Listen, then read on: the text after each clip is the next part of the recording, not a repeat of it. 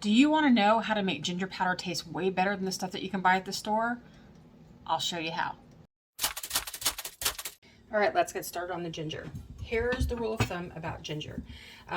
You do not have to peel it unless you want to. If it's an old, gnarly kind of, it looks really old, I'm gonna go ahead and peel it ahead of time because that becomes really woody and gross and I don't wanna use it in my cooking or the way that I'm gonna prepare it. You can also, I'm gonna take the end of this off. These are all previously washed, so I've already washed and got these ready.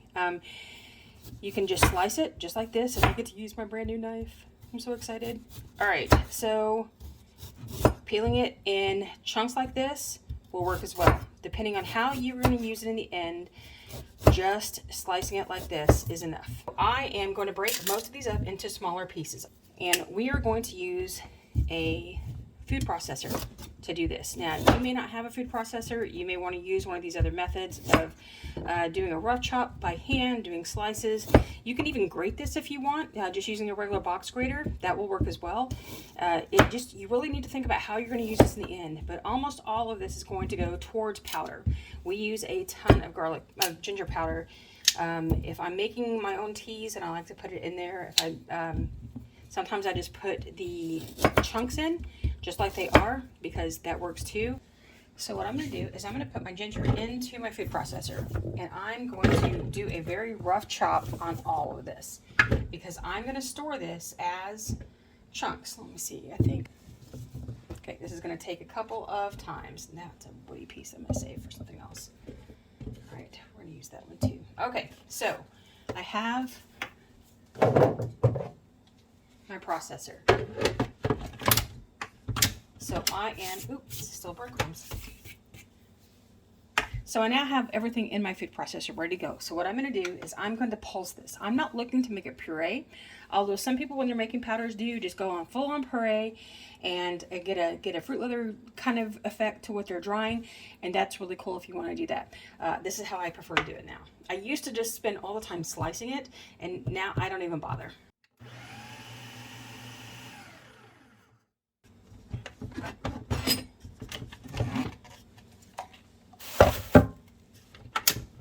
So what I have is the most fragrant ginger mints. This is what I'm going to be drying today. So I will also take some of these and just go ahead and slice them up for you so that you can see what it would look like if you're doing slices. And I'm just going to do a quick peel.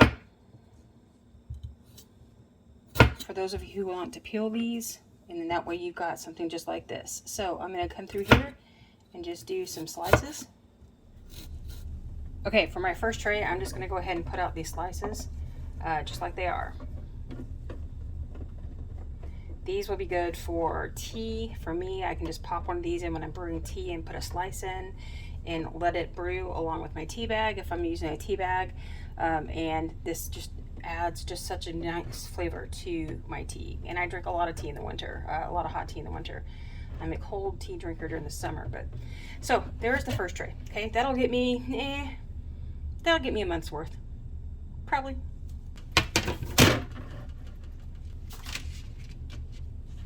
And this is a working kitchen here, folks. I have stained product.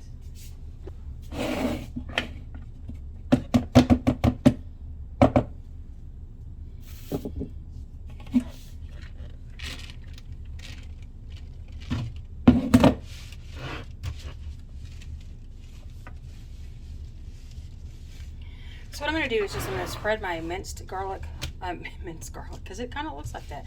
My minced ginger just along my trays here. So I'm just going to kind of spread this out. It doesn't need to be like, you don't need to get picky about it, but you want to try to give it some space in here and not have one large clump. Just spread this out the best that you can.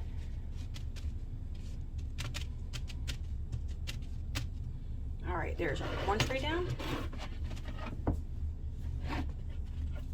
2 trays down, 3 trays down. All right, here we go. After just about 6 hours, we have, well, that took a little longer. That was about 8. We have minced garlic pieces that are just perfect. This is exactly what they should look like. They are dry. They are crumbly. They are ready to be stored and powdered. So you can see all the trays. And then these are the dry ones that took just a few hours longer. They will crack and just be snappy as soon as you, well, if I didn't try to do it right there with one hand on the skin. These are all ready to go too. You can do them either way. It does not matter. It will depend on what your final use of them is, whether or not you're going to want to do slices or whether you're going to do mince. So let's get to how to store and how to powder. Okay, so now we have our finished ginger. We have our slices, which are just a quick snap. They're dry. You can store these in a container of your choice. Condition them first, which is what we're going to kind of walk through here first. Right now, let me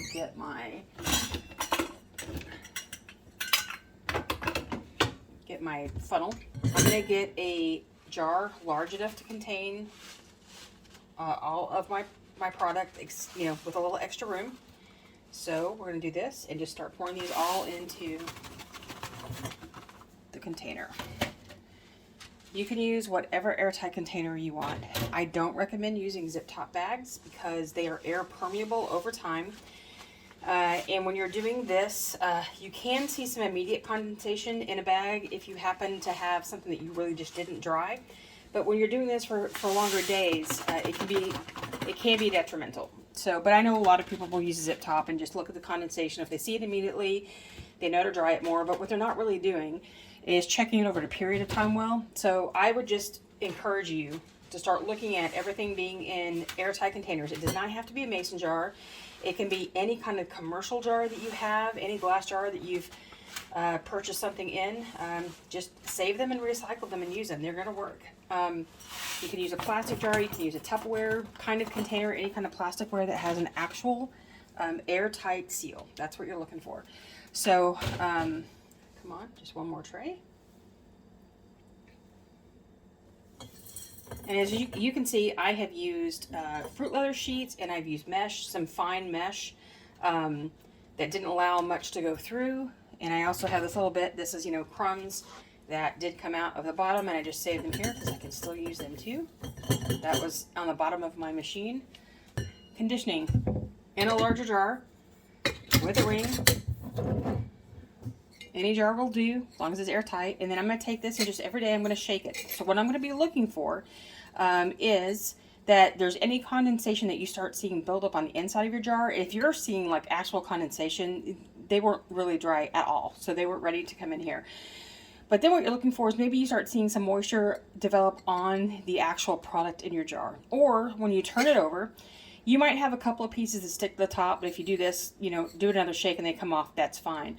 What you don't want to see is clumping of pieces within the jar itself, like if you have clumps of this starting to move around in the jar, or if when you turn it over, you have a large clump that's there, and when you kind of do that, it doesn't immediately come off, then you've got some problems. You need to go ahead and re-dry this, okay? This is what we have, okay? So this is my ginger. This is dried ginger that you can use to throw into any super stew or any kind of ramen or any kind of pho or whatever you're working with. Anything that you do, you can throw this into tea, knowing that it's not going to dissolve, but it's going to flavor your tea. So you can put it in with your loose leaf tea or just put it into your tea straight and just know that you may not want to drink it.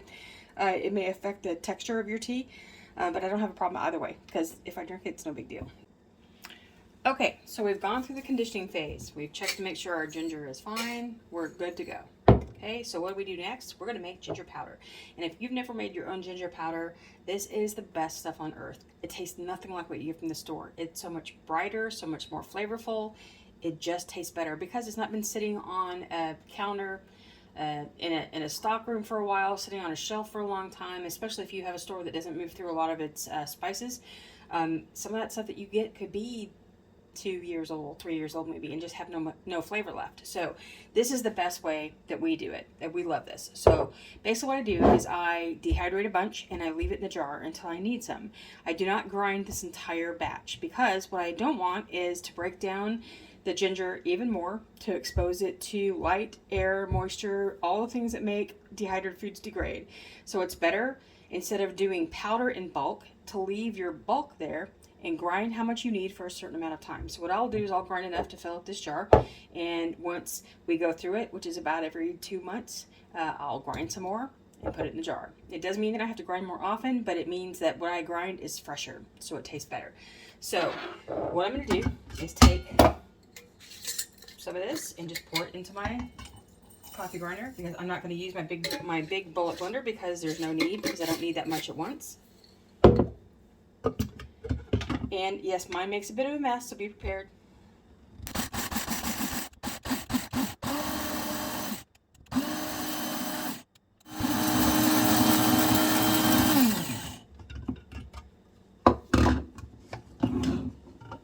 Alright, so what you have here is a very fine ginger powder. Now, this is, try to see if I can show you up close what it looks like. This is ginger powder, okay? Pour just a little bit onto a plate. Okay, see what's happening. Can you see that? Alright, what I've got here is, you can see these are clumps. This doesn't mean it's wet, okay? That's not what it means at all. It means that compaction of it being, as you're grinding and the part that gets up under the blade stays there, compaction causes it to stick together. You have natural sugars that as they get warm will begin to clump. It doesn't mean they're wet. It means they are warm and expanded and all kind of hanging out together. So what you can do, you have a couple of choices. You can just go ahead and let this be cool off. You can just cool this off and then put it into your container. Okay, you can condition your powder, which is when you re-dry it. So I'm going to leave a link right here up in the iCards. I'll put it in the description box. It's the link to the fruit powder video that I just did, that at the 11-minute mark is where I show you how to condition this, where you put it in the oven and you let it dry for about 15 minutes in a heated, turned off oven, and just allow the powder to cool off after that, and then you can store it. Or you can put it back into your dehydrator in muffin cups, in coffee cups, in a lip tray. Sorry, hold on. The little bit of powder in the air got me just then. You can't, and this is an intense smell right now. This is just great. So you can do any of those things that you would like to do if you would like to condition your powder. Something else that you can do to help stop clumping is you can add a little bit of arrowroot powder. So in a jar this size, it's a very small jar, I'm only going to add about a half a teaspoon, okay? Then what I'm going to do is just mix it up. And what this does is it acts as a desiccant within your powder. So you do have to be aware that it is a thickener. It can cloud a clear liquid. If you're using too much, it will show up that way. But it's a way that I like to use for some things that it doesn't matter about that. If I'm putting them into dishes, if they're going into things, I don't care that much. So you can use that as well. I also have a post down below that gives you a couple of other ways to stop clumping in powders, and I'll link that in the description box down below, because you'll have to hit the little down arrow on your mobile phone if that's where you are right now. So those are some options for you for doing this. But for me, for this ginger, it is already cooled off. It is not dry and clumpy. I don't need to do anything more to it. It's not particularly humid in our house today. And so what I'm going to do, I've added a little powder. Now I'm going to transfer this to my jar. You can clean your old jar if you want. You don't have to, okay? I'm not going to worry about it. So I'm just going to go ahead and refill my jar.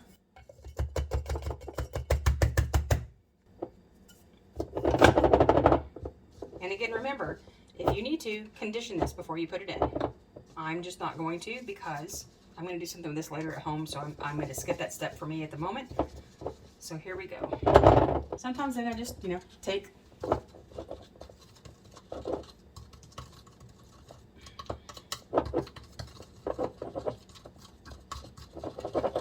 it's not sticky. It's just all trying to get it at one time. They all want to go to the party at the same time.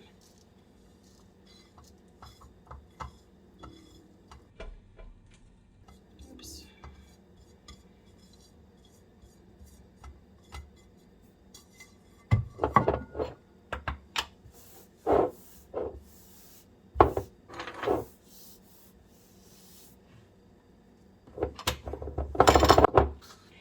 Now again, if I wanted to, I could add a little bit more arrowroot powder because I had double, so I want to add a little bit more to it. But I do find that our ginger does not clump. So this is my ginger, just like that. Okay. Now, how do you use this? In any kind of recipe that calls for ginger, you can use ground instead of grating it. You can actually use ground, or you can use grated fresh if you want. You can store that in the freezer. I'm going to show you. These are the minced pieces we stuck in the freezer. Okay.